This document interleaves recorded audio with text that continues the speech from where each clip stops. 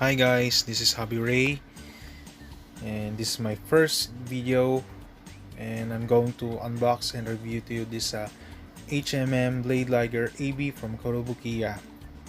Now this kit is the repackage version, and I think na release to nung March 20, this year 2020, but I just bought it in month of June, but due to the pandemic at work ko abroad, hindi ko na nabuo tong kit na to. So now that I'm here in my home country, the Philippines, I can finally start building it, and I'm pretty excited na talaga ako ma-build tong kit na to. First of all, I want to comment the artwork of the box. Makikita nyo si Death Stinger na atake si Blade Liger at mukhang gigil na gigil si Death Stinger. And guys, makikita nyo rin si Gino Breaker over there at walang ginagawa, natunga nga lang. Talagang walang moral support para kay Blade Liger.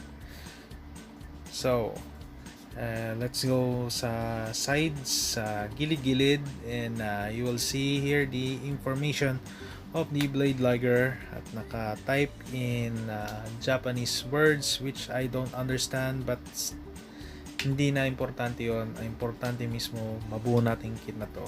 Okay, let's go on the other side. Okay, makikita nyo yung images pa ng tsura ng Blade Liger, and it's a attack booster mechanism, at saka ang ganda ng gimmick niya. Okay, ito pa makita nyo front and rear, also the cockpit, mukhang wala si Vanek Fiona, at na-stretch ang blade, at ang mga stickers napakadami. So now I giving you the tour of the box. Pwede na nating simulan i-unbox na to at what to expect. So guys, here it is. Talagang napakadaming runners. Talagang halongkatin ko to para makita nyo kung gaano kadami. Sobrang daming runners.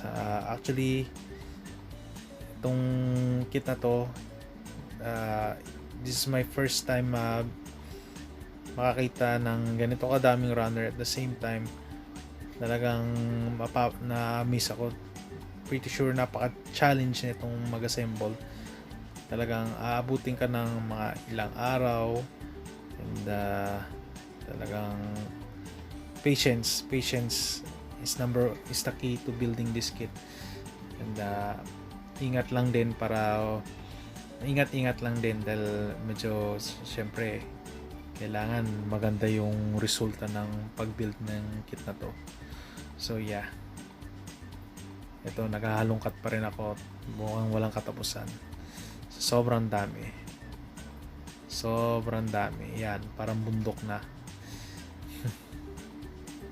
Okay, I'll be back with you guys 3 days later. So guys, here it is, the finished build ng Blade Liger, and what can I say, nag-enjoy ako sa pag-build nito, and trinay ko mag ibang post tong Blade Liger, and talagang hanggang saan ang kanyang extreme poses. So you can see here, yan, nakikita nyo yung naka set up siya for neutralize ang charged particle gun. And one thing na hindi ko nagustuhan is that mapapansin nyo sa side yung piston. Talagang mag-ingat kayo dyan when lowering the blades. And now nakikita nyo ngayon in this part na nagre-release siya ng steam or nag-aalis ng init. And why not posing ng booster na nakaset for guns. And wow, license to kill.